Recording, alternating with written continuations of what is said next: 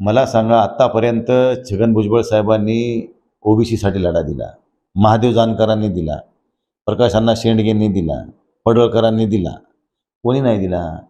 सगळ्या समाजांनी स्वतःच्या समाजासाठी रस्त्यावर उतरून, समाज संघटित करून, सरकारला दबावात आणून काही गोष्टी पदरात पाडून घेण्याचा सगळ्यांनी प्रयत्न केला. मग त्यामध्ये मराठा समाजातल्या पुढाऱ्यांनी पुढे येऊन केला, तर त्यात बिघडायचं कारण काय वाईट वाटायचं काय कारण आहे? प्रत्येकाला नैतिक अधिकार आहे. स्वतःच्या समाजासाठी, स्वतःच्या फायद्यासाठी एखादी गोष्ट त्याला जर पदरात पाडून घ्यायची असेल तर त्याला आंदोलन करावं लागेल, त्याला रस्त्यावर उतरावं लागेल. आणि उतरला म्हणून ते का दोषी आहे का? मराठ्याने काय हक्क मागू नये का? मराठ्याला ओबीसीमध्ये आरक्षण मिळावं असेल, त्यांची मागणी चुकीची आहे का? सगळ्या सोयऱ्याच्या कायद्याची अंमलबजावणी करा म्हणणं हे चुकीचं आहे का? का करत नाही सरकार? तुमचा DNA ओबीसीचा आहे म्हणून करत नाही का तुम्ही? अहो, मराठा समाजामध्ये आज चूल पेटायचे वांदे आहेत. मग आमचं म्हणणं आहे